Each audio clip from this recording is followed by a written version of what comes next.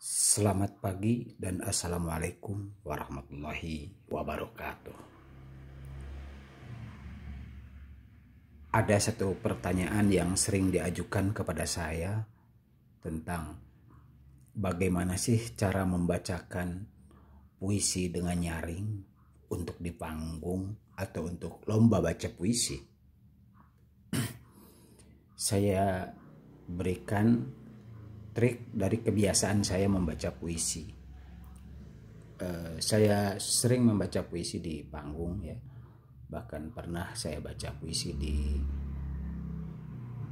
Moscow Government University, Rusia. Saat itu disaksikan 14 profesor, dan setelah saya baca puisi, para profesor itu berkata, "Wah, mengingatkan saya pada Rendra," katanya gitu ya. Ada salah satu profesor, saya lupa namanya, profesor apa, berkomentar seperti itu. Saya belajar baca puisi sebetulnya secara otodidak ya, dengan melakukan studi banding. Jadi saya tonton para senior membaca puisi. Nah, apalagi sekarang ini tontonan baca puisi itu melimpah ya, di YouTube atau di Facebook atau di sarana-sarana sosmed lain yang menayangkan teknik pembacaan puisi. Banyak pembaca puisi yang bagus, menggelegar, atau senyap namun menggugah hati. Saya tidak ingin menyebutkan nama-namanya, tapi Anda bisa mencari. Belajar terbaik adalah studi banding. Nah, jika Anda ingin studi banding kepada saya katakan begini. Sebelum puisi itu dibacakan, saya pelajari. Apa yang saya pelajari dari puisi tersebut? Ada 3 hal yang paling utama saya pelajari. Yaitu, 1, pesan puisi itu mau menyampaikan apa? Apa inti dari yang ingin dikomunikasikan oleh si penyair? Itu memang harus setuju tidak setuju terpahami. Walaupun pemahamannya mungkin tidak seutuhnya benar sesuai dengan pikiran penyair, tetapi kita sebagai pembaca puisi itu harus paham isi puisi. Maksudnya mau apa sih ini? Nah, yang kedua yang harus dipahami itu adalah imajinasi dan emosi di dalam puisi itu. Karena kalau sudah paham kemudian kita tidak bisa mengimajinasikannya, membayangkannya, maka pembacaan puisi itu juga akan sulit. Ketika saya membayangkan puisi Rendra ya, yang berjudul Sajak Sebatang Lisong, ini kita ambil yang lebih gampang ya. Ada perkataan di situ bahwa bangsa kita mesti di-upgrade, disesuaikan dengan teknologi yang diimpor. Nah, saya membacakannya seperti itu. Kenapa? Karena puisi itu ditulis pada zaman Orde Baru, di mana para Orde Baru itu, pejabat Orde Baru itu banyak yang mengucapkan kan itu menjadi ken, mengikuti Pak Harto. Termasuk Pak Harmoko itu ya, menyebutkan itu selalu ken. Tapi begitu sudah lengser Pak Harto dan beliau tidak jadi lagi Menteri Penerangan, beliau tuh tidak menyatakan kan lagi, tapi kan kadang ya. Nah, ini penting imajinasi seperti itu. Kemudian emosi. Ya, lahirnya imajinasi akan melahirkan emosi. Nah, emosi itulah yang membuat kita juga menafsir. Apakah puisi ini marah? Atau puisi ini sedih? Atau puisi ini gembira? Atau puisi ini hendak bertanya atau hendak membuat pernyataan.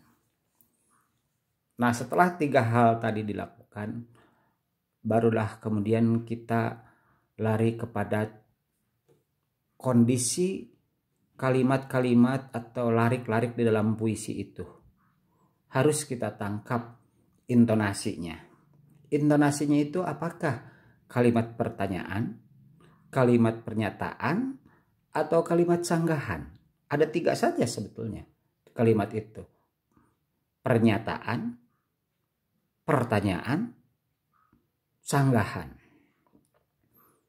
Saya contohkan kalimat pernyataan seperti ini. Aku ingin mencintaimu dengan sederhana. Itu kalimat pertanyaan. Pernyataan. Tapi bisa digubah. Bisa diubah menjadi pertanyaan. Seandainya memang si penyair itu bermaksud bertanya. Jadi dari aku ingin mencintaimu dengan sederhana diubah menjadi kalimat pertanyaan. Aku ingin mencintaimu dengan sederhana. Nah, intonasi pernyataan dan pertanyaan berbeda kan. Itu juga kadang hal-hal sepele seperti itu tidak terkuasai oleh para pembaca puisi. Jadi kita harus memahami setiap kalimat itu. Ini pertanyaan apa pernyataan? Atau sanggahan? Nah, memang ada yang sulit dibuat sanggahan. Ya, ketika misalnya kata tadi ya, aku ingin mencintaimu dengan sederhana, itu kan pernyataan. Dibuat menjadi sanggahan. Agak sulit karena sanggahan itu menolak. Tetapi ketika ada kata tidak, kata bukan di dalamnya, itu kita sudah bisa menangkap bahwa ini kemungkinan kalimat berupa sanggahan. Nah, itu urusan software dari pembacaan puisi. Software itu apa ya? Perangkat lunak atau sesuatu yang di luar vokal.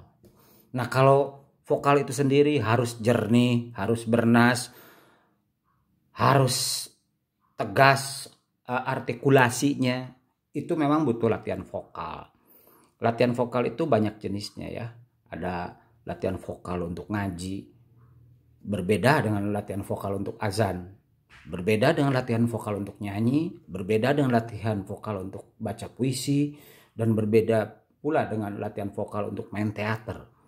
Yang pernah saya dalami, karena saya pernah belajar latihan vokal untuk untuk berbagai jenis-jenis seni suara itu.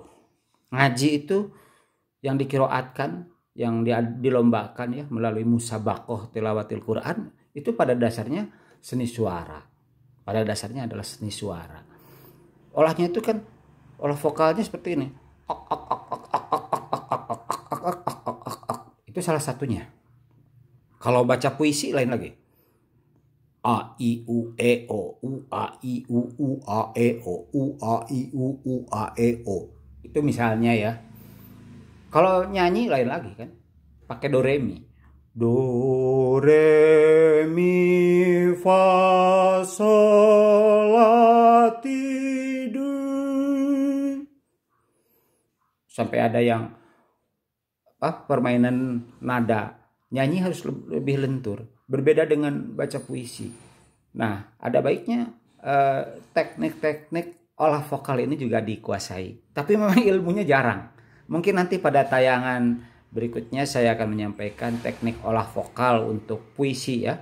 Kalau teknik olah vokal untuk nyanyi itu banyak di YouTube itu. Tayangan-tayangan sering saya juga belajar dari mereka. Bagaimana cara olah vokal untuk nyanyi dan olah nafasnya itu juga penting, termasuk olah nafas untuk baca puisi. Saya kira demikian ya teknik baca puisi di panggung, baik untuk tontonan biasa maupun untuk lomba. Sampai ketemu lagi di tayangan berikutnya tentang materi yang lain. Wassalamualaikum warahmatullahi wabarakatuh.